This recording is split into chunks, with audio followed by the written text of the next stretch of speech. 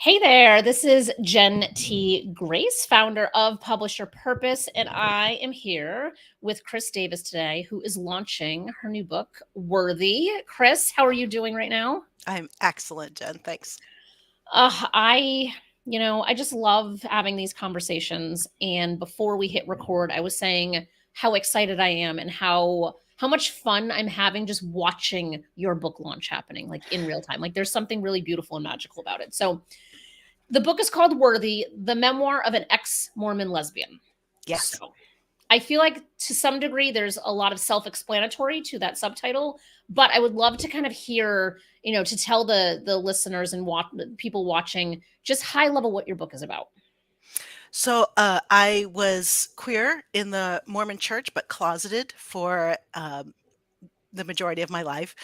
I kind of put up with or endured or inwardly maybe tried to dismiss the criticism of the LGBT community by the church for years and years, decades. And then when my youngest came out at 15 Mm. as non-binary at the time, um, it made me look more closely at that. And I just didn't want my kid to experience the kind of self-hatred that I had developed because of being in the church. And so we left. So that's kind of the journey to that and then beyond. Yeah. And so I'm curious if you would like to share a little bit about why calling it worthy. What's the origin story for that? Worthy is a trigger word for members of the LDS Church, the Mormon Church. They regularly have worthiness interviews Mhm. to qualify for higher level involvement in the church. And there are specific direct questions that are asked, one-on-one interview with a priesthood authority, two priesthood authorities, and they leaders, and they ask questions about how you are obeying the church's rules and standards and meeting your obligations in that way. And Mhm. so it took me writing this book actually is what made me start to look inward for my worthiness instead Mm. of having it come from outside. Mm. I think that's so powerful because I think the word worthy on its own, there's obviously a lot of implications to it, but this book is clearly written for a very specific audience. So and I'm curious if you want to kind of speak to the audience for a few, because I have some other observations, but I'd rather just kind of maybe start baseline of, who is it written for? Because it's the memoir of an ex-Mormon lesbian. There's a Venn diagram to be had here of who that is. So, can you kind of elaborate a little bit more of, who you're hoping is the one who's reading this, who you actually wrote it for, and anything in that area?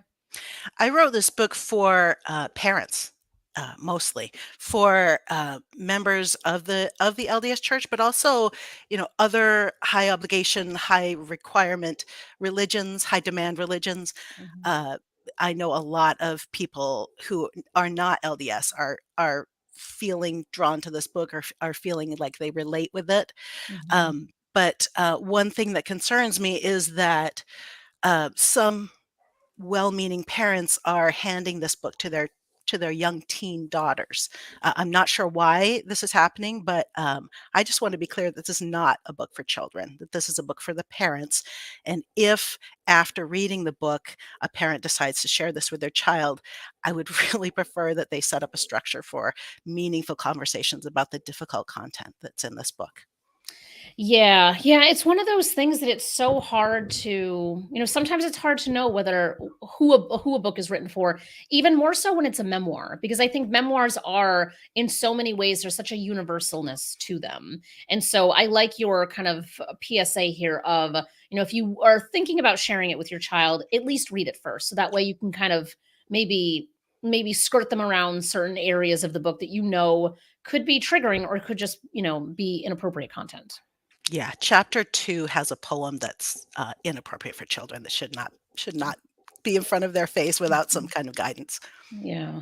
Which is also very much it's like a cliffhanger, right? So it's like, "Ooh, I'm watching this. Chris's book just came out. Now I need to know what's in chapter 2." So if that's the reason to promote you to prompt you to go buy the book, there's a good reason right there. So You have come out of the gate so strong with this book. So I feel so fortunate that we have been working together for as long as we have because you went through our writing program first, did a whole bunch of really intense work through it, worked a little bit, after that program ended, and then you were like, I'm ready to get this published. So I feel like I personally and PYP broadly has just such a great sense of kind of what you've been working on and chipping away at as you've gone through, which we don't always have the benefit of. So it's kind of like extra special for me. So when we think about it's Pride Month, it was a very intentional decision to release this book in Pride Month. What have you been doing or seeing, or maybe conversations have you been getting involved in just as a result of the book being out? Because it just launched, like it is very, very new, within the last couple of weeks. And it was very intentionally put out in Pride Month. So I'm just kind of curious, like just high level, like anything that you're hearing from people that's making you say, or things that you're like, oh my God, this is exactly what I was trying to help people with. I think visibility matters and representation.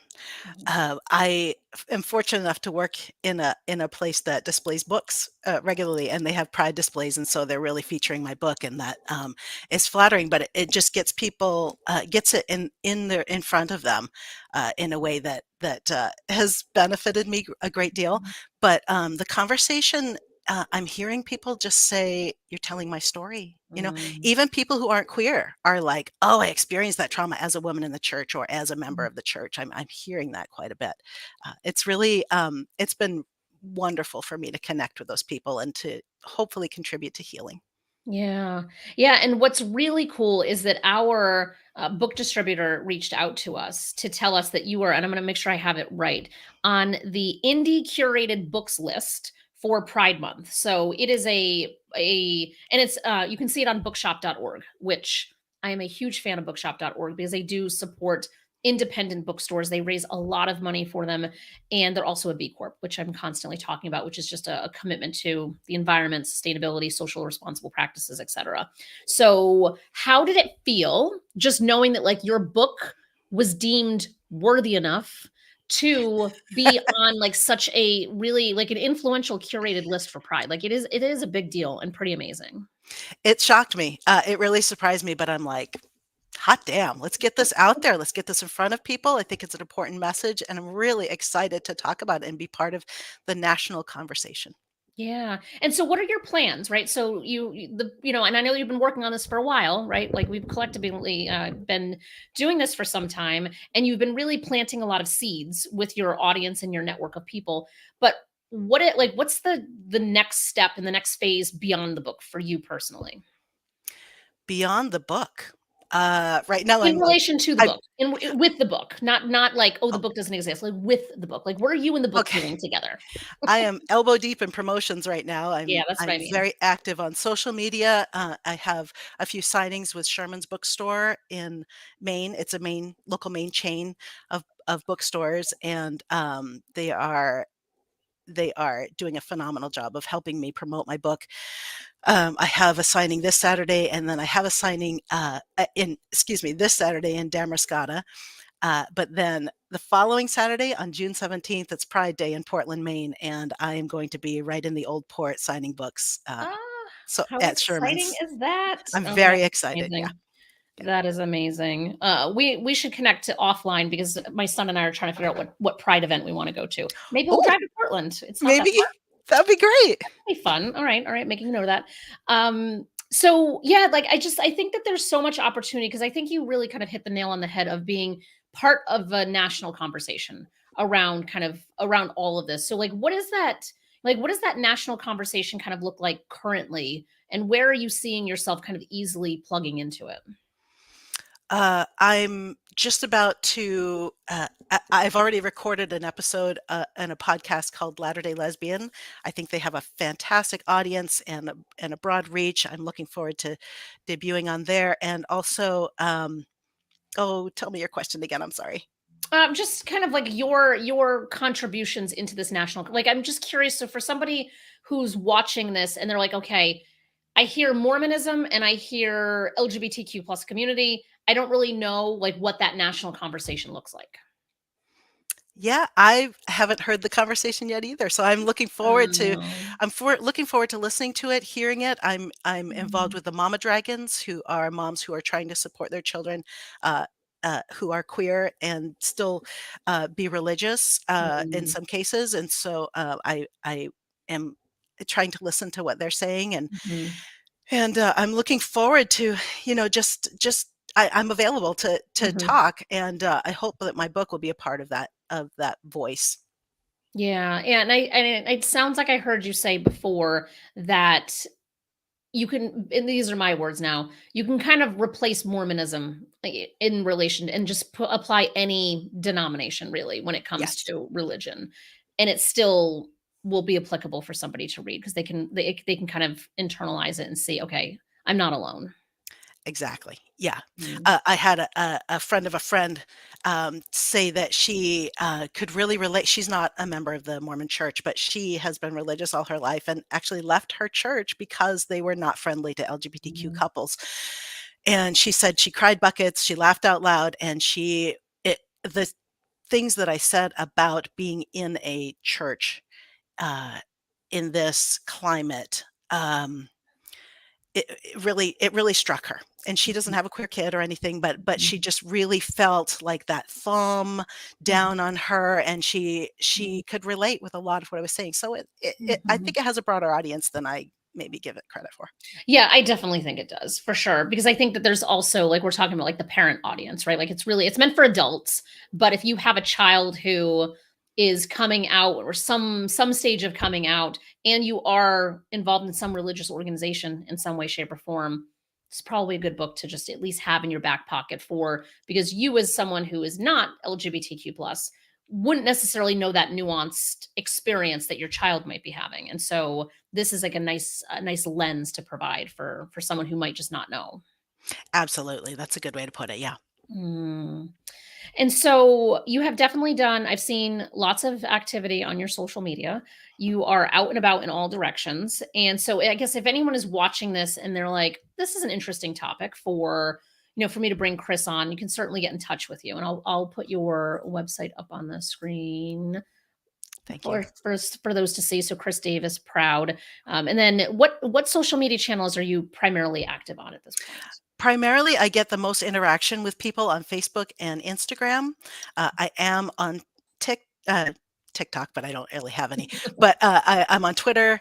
I'm not getting any traction on Twitter for some reason, but I'll still post there, and of course, um, YouTube and LinkedIn. Mhm. Awesome.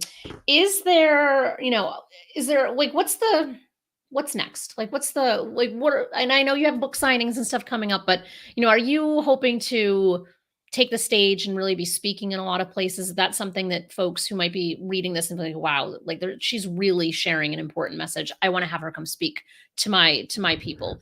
Is that, something that you're interested in? Are there other things that you're kind of hoping happen too? Yeah, I mean, I am interested. I have not pursued any of those opportunities yet.